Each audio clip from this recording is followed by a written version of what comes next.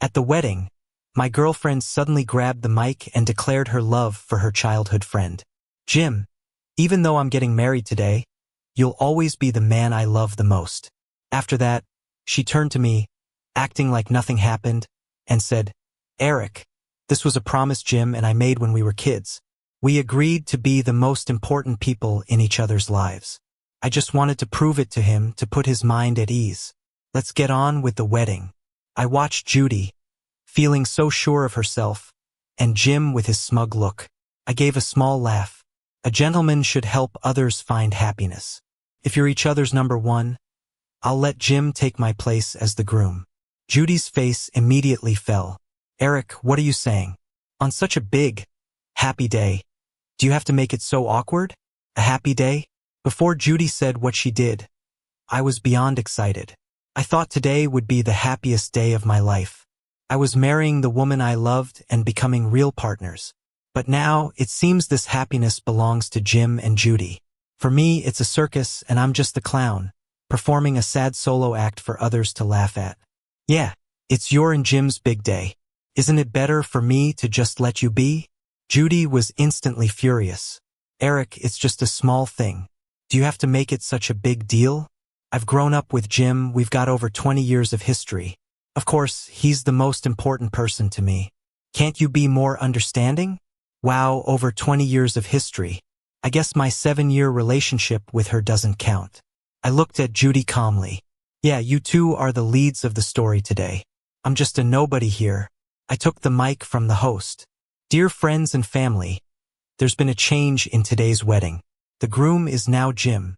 Feel free to continue dining, and my guests, please move to the banquet hall next door for food. Gifts will be returned, and consider it my treat. With that, I went to calm my furious parents. They've been teachers, living dignified lives. And today, because of me, they're humiliated in front of everyone we know. My mom's eyes turned red looking at me. Son, let's not go through with this wedding. Dad, usually so mild-mannered, was furious. If she cares so much about that man, then let's just leave with dignity. My parents have never been thrilled about how Judy was so concerned with Jim. They felt she didn't really care about me and urged me to break up with her many times. But back then, I was all about Judy always refusing without a second thought. I believed that as long as I treated Judy well enough, one day she'd focus all her attention on me. After all, I believed people had warm hearts. But reality hit me hard. Judy's heart is stone cold, never warming up. All she sees is Jim. She considers him her most important person. Even at what was supposed to be our wedding, she confessed to Jim, yet she had no problem pointing fingers at me, thinking she did nothing wrong. I closed my eyes, trying to swallow the bitter lump in my throat. If Judy can't let go of Jim and steps all over my love for her, I'll let them have each other. After saying this, I meant to turn and leave with my parents. Judy yanked off her veil, threw it on the ground, and yelled in my face, Eric, don't you dare. I turned to look at her calmly. What, you're upset that I'm giving you the spotlight? Judy's eyes were icy cold as she looked at me. You're really going to ruin a wedding over something so trivial? I never knew you were so petty. Petty? Judy really considered her confession to Jim, right in front of everyone, a trivial matter. She thought my response was me being dramatic, that I wasn't being understanding enough. How ironic. Jim stood aside, stirring the pot. Yeah, Eric, Judy, and I grew up together. Our bond is beyond what outsiders can grasp. You don't have to be so petty. What Jim meant was that my 7-year relationship with Judy, even being steps away from marriage, meant nothing. And Judy didn't disagree. She nodded in agreement like it was obvious. Eric, apologize to me right here. Promise a bigger, better wedding, or I won't forgive you. After saying that, Judy muttered under her breath, You ruined a perfectly good wedding. Such a downer. My heart sank again. If I had hoped for even a glimmer of realization from Judy, that hope was now gone. I took off my jacket and threw it to the ground. Apologize? Not gonna happen. Judy instantly exploded, furiously pulling Jim away. Fine, Eric. If that's how it is, let's call off the wedding today. I'll be waiting for you to come begging. And with that, She turned and stormed out without a second glance. I watched Judy's determined back and thought about Jim's taunting gaze before he left. My heart still ached. 7 years of dating, this was one of countless fights over Jim. Leaving me alone on Valentine's Day to be with him, taking trips with him, staying by his side during his minor injuries while I was left alone with a broken bone. These things happen way too often. But whenever I confronted Judy, she always claimed she was innocent, that Jim was sensitive, and since they had grown up together, she had an obligation to be there for him. Before, I thought once we were married, Judy would naturally focus on our future together. So I compromised again and again. Now I see endless compromises only lead to her taking more and more, to the point where even on our wedding day she could confess to Jim instead of me, the groom. Judy's confession to Jim had already set off whispering among the guests, and their exit together left everyone stunned. The way people looked at me was full of pity, sympathy, and mockery. It felt like they were slicing away at me, leaving me bloodied and exposed. I turned and went to the next banquet hall to settle my family and friends. After the banquet ended, I sent all my relatives and friends to their cars and returned to an empty house alone. I instinctively checked my phone, but the chat history was just as empty, not a single message. But in my friend circle, Jim had updated his status. There they were, in wedding dresses and suits, embracing each other lovingly in a church. The caption read, "Married my girl." The comment section had our mutual friends chiming in. Saw it coming, saw it coming. I knew Jim and Judy were meant to be. Eric is just a third wheel. The cheers in the comments stung my eyes. In their minds, Judy and Jim were destined lovers. But what about me? What was I, the boyfriend who had been with Judy for 7 years? Probably nothing. After all, Judy could confess to Jim during the wedding and even walk off with him, while I, her almost groom, could only receive her blame and not even a backward glance. I took a deep breath and messaged Judy. "Let's break up." Judy called, irritation evident in her voice. "Are you still mad? It was just a confession to Jim. I told you it was our agreement. I needed to give him security." Over the past 7 years, Judy had sidelined me for Jim countless times. Yet I loved her and I forgave her for canceling time and again. But today, I didn't want to forgive anymore. I croaked out, "Judy, I'm serious. Didn't I make a big enough fool of myself at the wedding today?" I paused, then continued. "I've seen the photos of you and Jim. Don't I make it easier for him by stepping aside? Let him be your real groom." Her voice rose immediately over the phone. "Can your heart not be so filthy? There's nothing between Jim and me. We've known each other for over 20 years. If something were to happen, it would have happened already. Why wait till now? And it's just a wedding. Worst case, we can hold another one in a few days." I've heard the same argument over 100 times. So many times during our dates, Jim called, and she left, claiming he needed her company. Doesn't Jim have other friends? Could he only have Judy? To me, it seemed like Jim was using it as an excuse to take Judy away. The sad part is Judy never found anything wrong with this, choosing him over me again and again. Even today, on what was supposed to be the most important day of our lives, she left me. I stared silently at the suit I'd taken off for a long while and finally spoke. "I've spent 6 months preparing for this wedding, wanting to give you an unforgettable experience, creating our most beautiful memory. But you ruined it all and left me with an unforgettable scene." Silence followed on her end, probably realizing the gravity of her actions. Judy's voice softened. "Eric, I didn't mean to.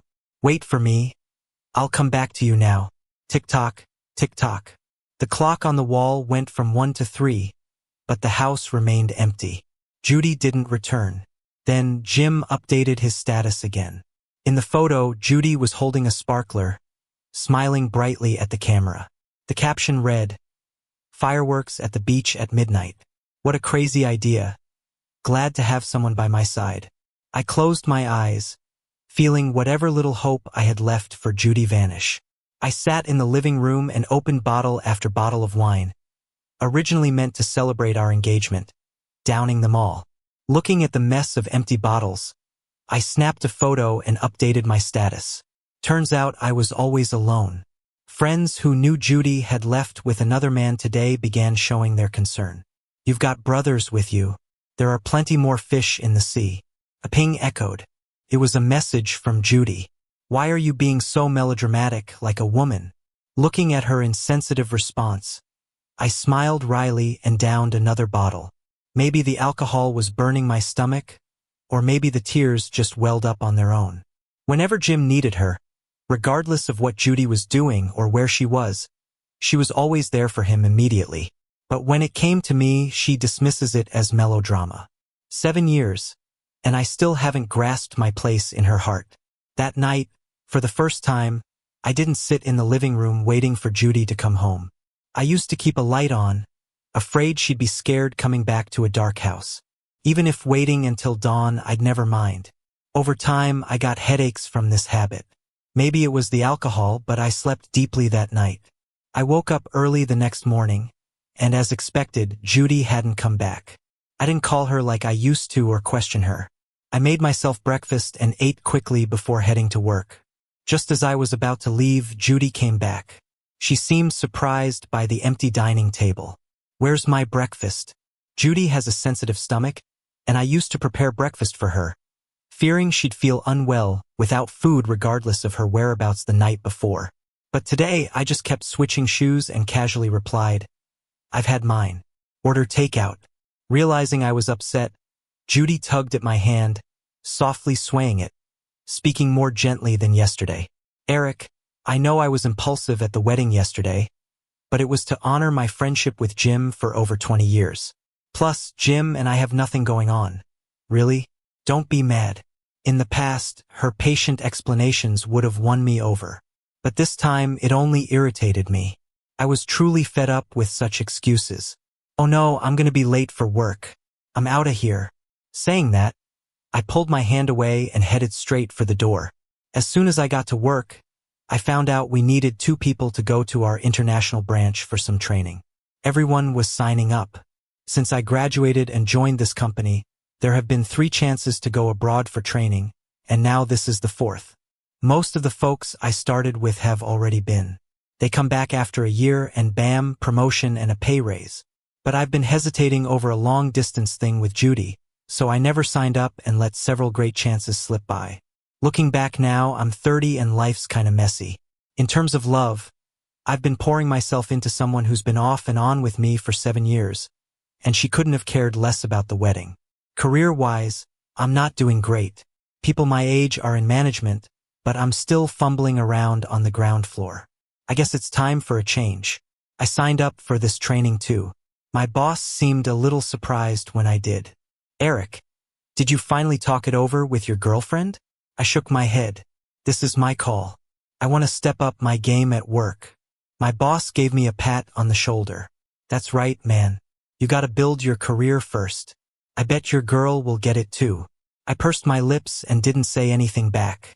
That whole day, I focused on work, and to my surprise, I didn't think about Judy at all or keep checking my phone to see if she'd messaged me. When I decided to sign up for the trip, all I cared about was whether I'd be chosen, not about being apart from Judy. I think that when I saw Judy kiss Jim yesterday, I finally gave up on her. Surprisingly, I got a message from Judy before the end of the day. Let's grab dinner tonight. Consider it my apology for yesterday. I thought about it and agreed. Perfect timing to clear things up with Judy. Whether or not I end up going abroad, we're done. After work, I spotted her familiar car and got in the back seat. Judy frowned. Why aren't you in the front? I didn't say anything, just glanced at the man's jacket on the passenger seat. I'd seen Jim wearing that jacket. Ever since Judy got her car, if Jim was around, that seat was his. I used to make a fuss over it, but Judy thought I was making a big deal out of nothing. It's just a seat, she'd say. Judy and Jim have been there for each other for over 2 decades, and being closer makes them feel more comfy together. She called me oversensitive. I stopped riding in her car to avoid the drama. And now, even when Jim's not around, he's gotta leave his stuff to bug me. In the past, I'd feel ticked off by this. But now, I just don't care. Judy looked uncomfortable seeing the jacket and tried to put it away. Dropped Jim off yesterday, he left it there. I nodded, understanding but not moving an inch. She glanced back at me. Seemed like she wanted to say something, but ended up just driving. Judy chatted away in the car. I knew this was her way of making peace. From her playful goal earlier to starting conversations now, going all day hanging together is quite a feat for her. Traditionally, if I didn't respond to her making peace, she'd get mad, and I'd have to calm her down. But today, my mind was all on whether I'd get the chance to go abroad, and I gave her just bits and pieces of conversation. Once we got there, I realized it was an observatory. Judy excitedly grabbed my hand. There's supposed to be a meteor shower tonight. Best spot to see it. When I was a kid, Jim and I... She paused, checking my face for any reaction, then relaxed. Yeah, yesterday was my fault. I'm sorry. I remembered your birthday's next week. This is an early gift. Hope you like it. She handed me a box. I opened it and found a watch. Looking at it, I chuckled. Judy, my birthday was half a month ago. I don't need a belated gift. Or a girl who's got another guy in her heart. Judy seemed shocked she'd forgotten my birthday and looked a bit flustered. Eric, I must have been really busy. You should have reminded me. Her slightly blaming tone struck me as absurd.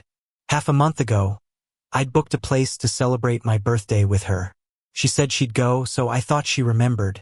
But I was at the restaurant from 6 to 9 and she didn't show.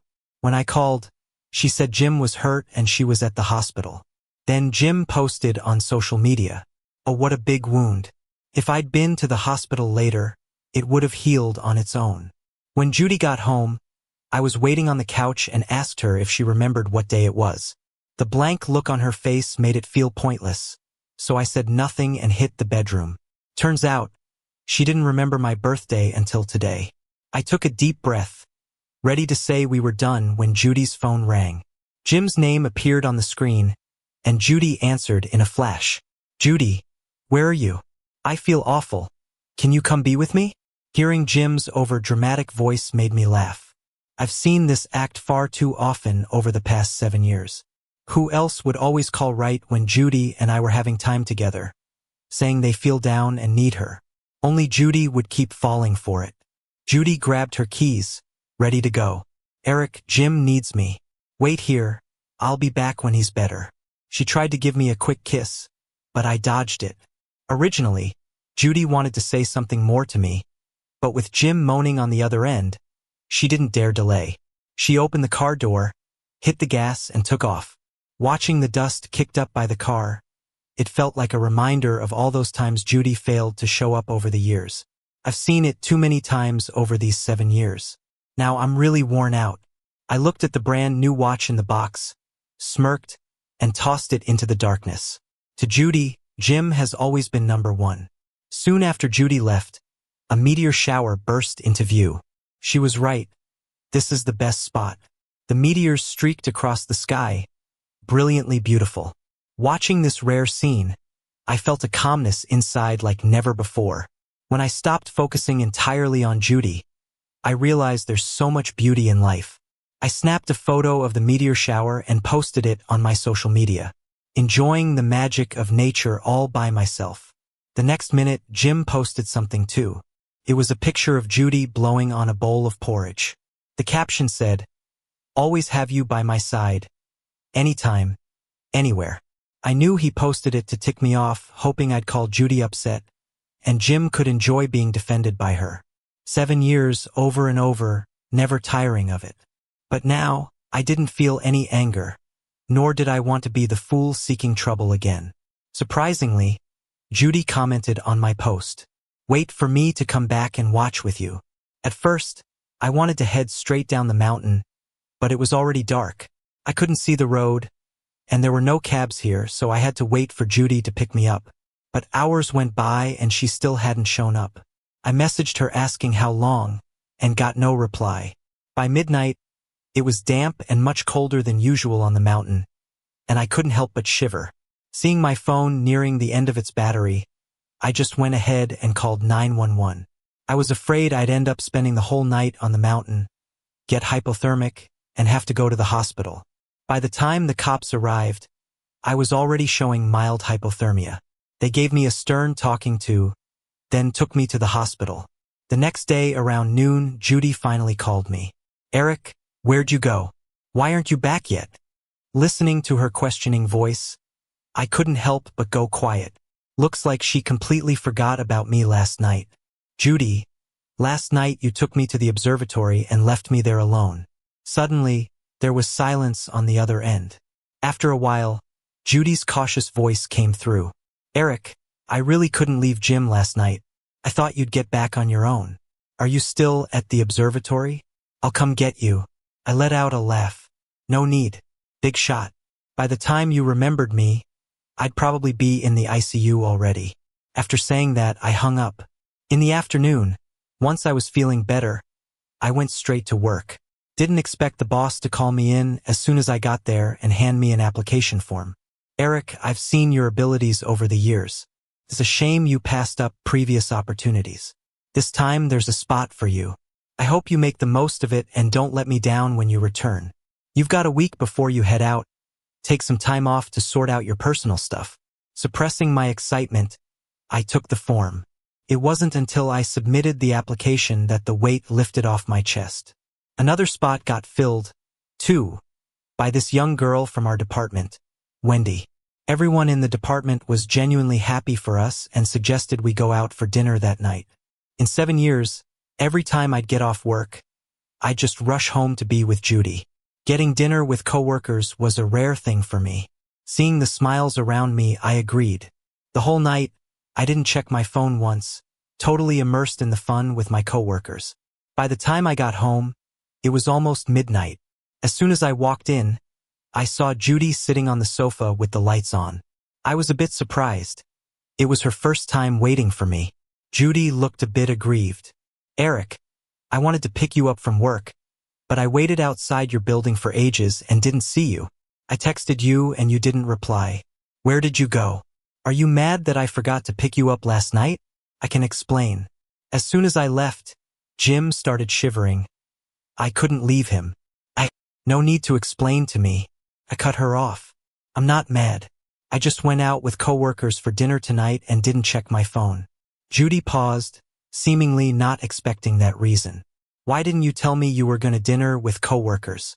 I replied plainly, we're all adults, we should have our own space. No need to tell you everything, right?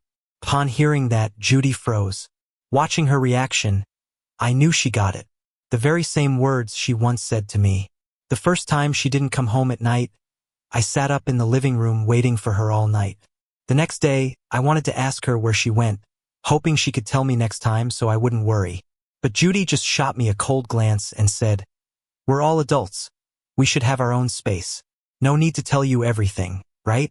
At that moment, my enthusiasm got a cold dousing. Blame me for being foolish.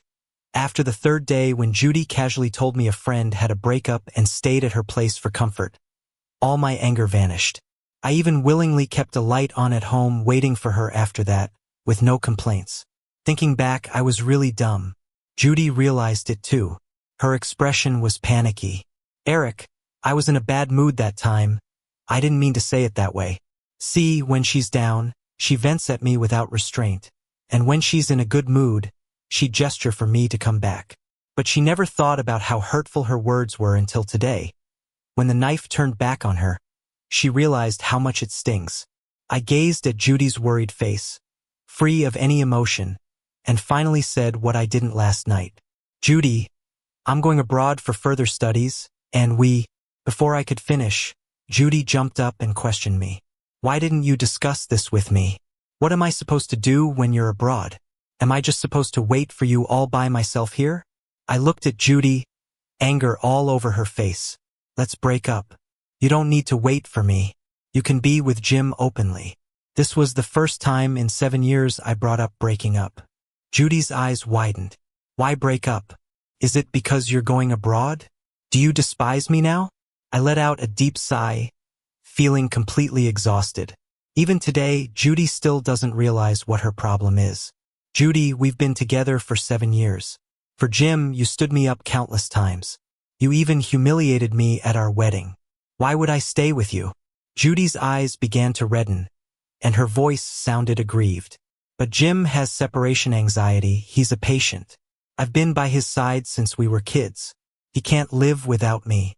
I already apologized to you for the wedding day. There's nothing going on between me and Jim. Why can't you understand?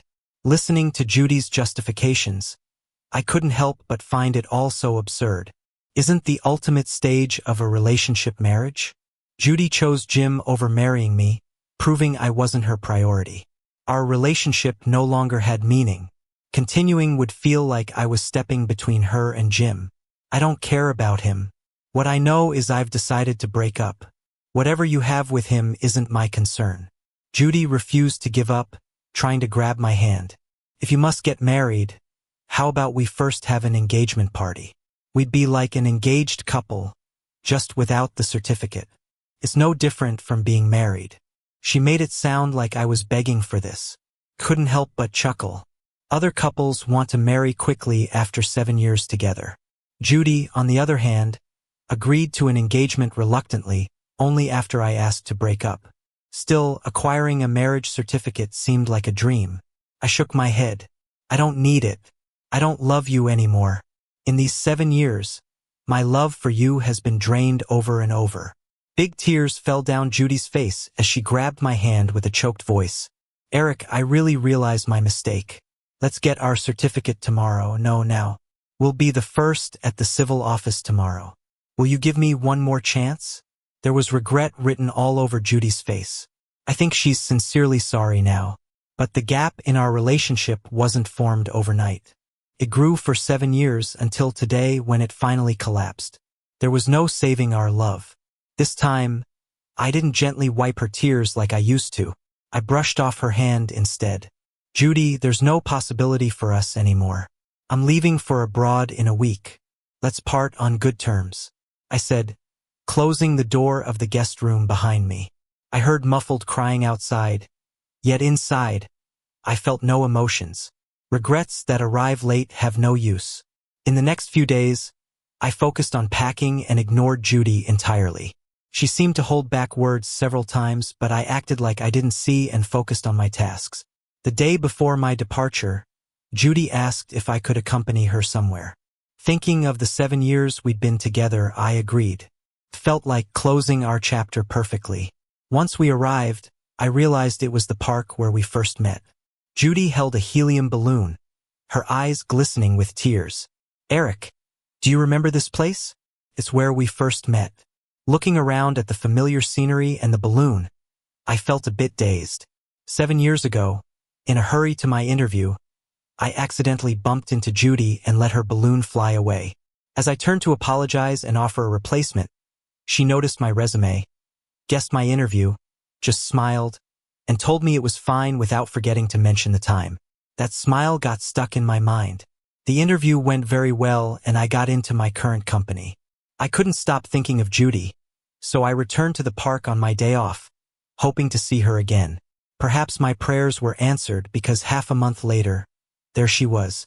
I bought an identical balloon and nervously offered it to Judy, apologizing. To my surprise, she remembered me and burst into laughter. We slowly became familiar from there. I thought, if it weren't for Jim, Judy and I would have been a couple everyone envied. Unfortunately, I only learned about Jim after we got together. By then, I was already deep in love with Judy, unable to leave her, struggling for 7 years until freeing myself now. Eric, I'm willing to go abroad with you. I won't involve myself with Jim's matters anymore. Just forgive me one last time. Okay? Judy's pleading snapped me out of my thoughts. She brought me here, hoping memories would break my resolve. In the past, this place reminded me of our sweet beginning. Standing here now, all I could think of were the years I endured for Jim's sake. 7 years of it, I was done. As if unsure of my disbelief, Judy handed me her phone. Look, I blocked Jim. He won't interfere with us anymore. I've realized Jim should find new friends to support him, not always come to me. I was wrong before. The only person I've ever loved is you. Jim's name was glaring in the blocked list. This was a scene I had wished for over the past 7 years. It's such a huge temptation now that Jim is no longer standing between me and Judy. Judy finally realized she should have Jim see a doctor instead of rushing to him every time he calls. But unfortunately, it's too late. I don't quite get why people only reflect on themselves after they've completely lost someone. As I was about to refuse, a male voice spoke up behind me. Judy, are you going to betray our promise and leave me? When Judy saw Jim, she visibly panicked. How did you find me here? I've told you clearly, if you're sick, go see a doctor. Jim looked hurt. You haven't responded to me in days. I've been waiting outside your building. I saw you leave and followed you. Judy, you're the only medicine I need. As long as you're with me, I won't spiral. Jim grabbed Judy's hand in desperation. Judy frantically broke free and looked at me with pleading eyes. Eric, see? I've been clear with him. It's Jim who's hanging on. I stayed silent. I didn't want to get involved in the tangle between Judy and Jim anymore. Hearing this, Jim looked shocked. Judy, our 20-plus years together mean less than the 7 years you've been with him? How can you leave me for him? Judy forcefully slapped Jim. A bright red handprint appeared on his face. I told you we're just friends. The only person I love is Eric. I stayed out of childhood loyalty, but not anymore. Get lost. Then she turned to me. Eric, I've completely ended things with Jim. Will you take me with you tomorrow? I looked at Jim, whose eyes were filled with hatred towards me, and shook my head. Your issues are not my concern, and my issues are none of yours. Ignoring their reactions, I left the park and went home. After double-checking my luggage, I felt more at ease and locked myself in my bedroom. I heard the door open and realized Judy had returned. Her footsteps stopped outside my door, but nothing happened for a long while. I pretended not to know she was there. Only after some time, I heard her leaving. Early the next morning, I dragged my luggage and headed for the airport. I hadn't given Judy any flight details, and I was careful as I left, worried she would follow me. Just as Wendy and I met up to check in, Judy showed up. Eric, I really know I was wrong. Can we get married? Wherever you go, I'll go. I sighed. For the past 7 years, I loved her, but her heart was always with Jim. Now that I don't love her anymore, she's clinging to me. I just don't get what she's thinking. Judy, I've made it clear. We can't go back to how things were. We're both adults. Let's leave things on good terms. With that, I took Wendy's hand and left without looking back. Behind me, I could hear Judy's heart-wrenching cries, but I never turned back, just like how she left me 100 times before. Once seated, Wendy looked at me with a curious, almost teasing gaze. Eric, your ex-girlfriend seemed really upset. Are you really not feeling any sympathy? I shook my head. She's no longer connected to me. Wendy chuckled. That's good. I like someone who handles relationships decisively. This year abroad, we'll need to have each other's backs. Looking at her bright smile, I was caught off guard for a second and then smiled back. All right. Gazing out at the clear blue sky, thinking about a bright future, I knew that from now on, life would be fulfilling and happy.